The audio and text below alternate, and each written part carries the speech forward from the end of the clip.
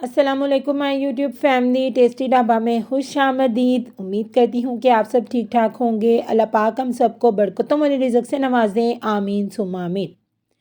आज मैं आप लोगों के लिए रजब की स्पेशल कूंडे भी जिन्हें कहते हैं उनकी मीठी टिक्कियों की रेसिपी लेकर आई हूँ। यकीन मानिए इसे एक मरतबा बनाएं और आप 2 से 3 माह के लिए इसे इजीली स्टोर भी कर सकते हैं और बहुत ही खस्ता बन के ये ना टिक्कियाँ जो हैं वो हमारी तैयार होती हैं। तो मैं आज आप लोगों को इन टिक्कियों के 2 फ्लेवर बेसिकली बनाना सिखाऊँगी, सौंफ का फ्लेवर भी और तिल वाला फ्लेवर भी। तो आप लोगों ने क्या करना है कि वीडियो को बिना स्किप किए लास्ट तक देखना है ताकि आप लोग ये मज़ेदार मीठी टिक्कियाँ घर में बनाकर एंजॉय कर सकें। और ज़रूरी नहीं कि ये आप लोग सिर्फ रजब में ही बनाएँ, ये वैसे भी टी टाइम के लिए बहुत ही अच्छा स्नैक है और बहुत ही हेल्दी भी है क्योंकि हम लोग इसमें नारियल का भी इस्तेमाल करेंगे, सूजी का भी और तिल का भी, सौंफ का भी। तो देखिए कितनी ज़्यादा हेल्दी चीज़ें हम लोग अपनी इन मीठी टिक्कियों में इस्तेमाल करने वाले हैं। तो चलिए जी बिना कोई देरी के अपनी रेसिपी का आगाज़ करते हैं। यहाँ पे सबसे पहले बिस्मिल्लाहिर्रहमानिर्रहीम हम लोग ले लेंगे 1 कप चीनी।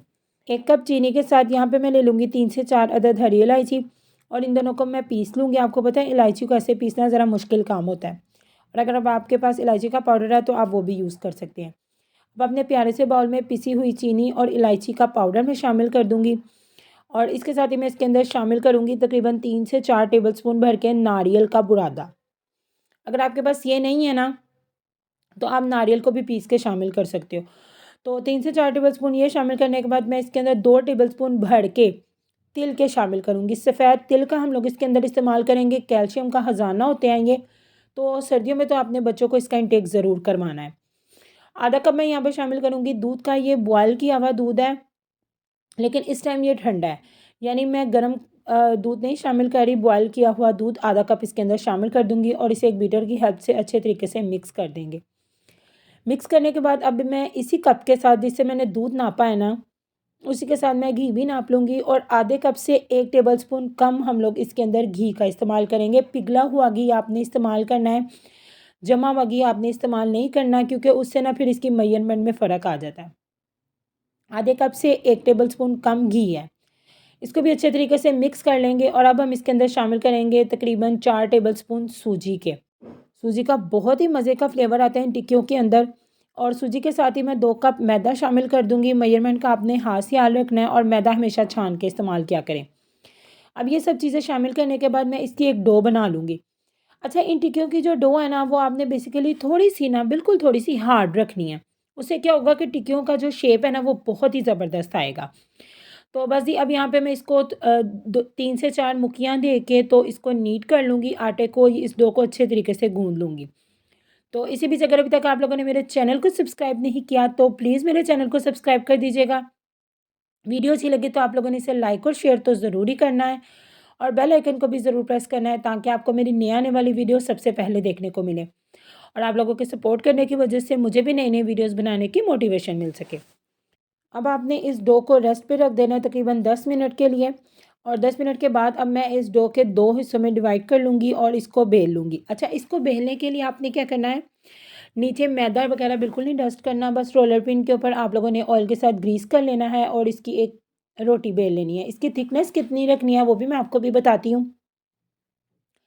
अब एक कुकिंग कटर से या फिर किसी भी इस तरह जार के ढक्कन से ना आप लोगों ने ना इसकी इस तरीके से कटिंग कर लेनी है। इसकी थिकनेस आप लोग चेक कर लें। बस इसी तरह ही ना मैं सारी की सारी जो टिक्कियाँ ना वो बनाकर तैयार कर लूँगी। यहाँ पे देखिए जो डो मैंने बचाई है ना, इसके अंदर मैं 1 टेबलस्पून मोटी कुटी हुई सौंफ शामिल करूँगी। बहुत ही मज़े का जो फ्लेवर है ना वो हमारी टिक्कियों में इस सौंफ से आएगा। और सौंफ को शामिल करने के बाद इसको हाथों की हेल्प से ना अच्छे तरीके से ना मिक्स कर लेंगे। हथेली की हेल्प से ना आपने इस डो को अच्छे तरीके से ना सौंफ के अंदर मिक्स कर लेना और फिर इसके साथ भी वही प्रोसीजर करना है, इसको बेल के और इसको भी टिक्कियों की फॉर्म में ना आपने कटिंग कर लेनी है। अगर आप लोग इस तरीके से बनाओगे ना मीठी टिक्कियाँ तो आपकी रेसिपी फ़ेल होने का तो सवाल ही पैदा नहीं होता। तो यहाँ पे देखिए इसको भी बेल के तो अब मैं उसी तरीके से कटिंग कर लूँगी। पहले जो है मैं ना वो सारी की सारी टिक्कियाँ तैयार करके रख लेंगे और उसके बाद मैं आप लोगों को इसकी फ्राइंग की जो टिप है ना वो भी बताती हूँ। तो ये देखें यहाँ पे माशाल्लाह माशाल्लाह मैंने जो सारी की सारी टिक्कियाँ ना वो तैयार कर ली हैं और कितनी प्यारी लग रही हैं हमारी ये टिक्कियाँ और खाने में तो ये और भी ज़्यादा मज़ेदार लगती हैं। तो अब हम इसे एक साइड पे रख देंगे और दूसरी तरफ अपने पैन को मैं रखूँगी चूल्हे के ऊपर और इस पर डाल दूँगी घी। घी को मैं नॉर्मल आंच पे गरम कर लूँगी। तो जब ये ऑयल गरम हो जाएगा घी हमारा, तो इसके अंदर एक-एक करके टिक्कियाँ हम शामिल कर देंगे। मैं यहाँ पे बेसिकली घी में इन्हें फ्राई कर रही हूँ, आप चाहें तो ऑयल में भी कर सकते हैं, लेकिन घी में इसका फ्लेवर बहुत ही ज़्यादा कमाल का निकल के आता है। तो जितनी आपके पैन में जगह है आपने उतनी ही शामिल करनी है, और इन्हें शामिल करने के बाद आपने तकरीबन 1.5 से 2 मिनट इन्हें बिल्कुल भी टच नहीं करना, क्योंकि ये बहुत ज़्यादा नरम हो जाती हैं, सॉफ्ट हो जाती हैं ऑयल में शामिल करने से। यही छोटी-छोटी टिप्स हैं जिनका आप अगर ख़्याल रखें ना, तो आपकी रेसिपी बहुत ही मज़े की और कमाल की बनेगी। तो 1.5 से 2 मिनट के बाद आहिस्ता-आहिस्ता हम लोग इनकी साइड बदलते जाएँगे, और इवन गोल्डन कलर आने तक के लिए आप लोगों ने इन्हें कर लेना है फ्राई। आपने इन्हें लो फ्लेम के ऊपर फ्राई करना है, और जब आप लोग इन्हें फ्राई करके निकालोगे तो आपको लगेगा जैसे ये नरम है, लेकिन जैसे-जैसे ये ठंडी होती जाएँगी ना, ये खस्ता होती जाएँगी। तो आप लोगों ने इसे एक जाली के स्टैंड के ऊपर रखना है, ताकि इनको दोनों तरफ से हवा लगती रहे और ये जल्दी-जल्दी क्रिस्पी हो जाएँ। तो ये देखिए जी, माशाल्लाह माशाल्लाह हमारी मीठी टिक्कियाँ बनके बिल्कुल तैयार हो चुकी हैं, और देखिए कितनी ज़्यादा मज़े की लग रही हैं। तो आप लोगों ने इस रेसिपी को ज़रूर ट्राई करना है, और फिर मुझे कमेंट सेक्शन में आकर बताना भी है कि आपको मेरी रेसिपीज़ कैसी लग रही हैं। दुआ में याद रखिएगा, अपना बहुत ज़्यादा ख्याल रखिएगा। अल्लाह हाफ़िज़।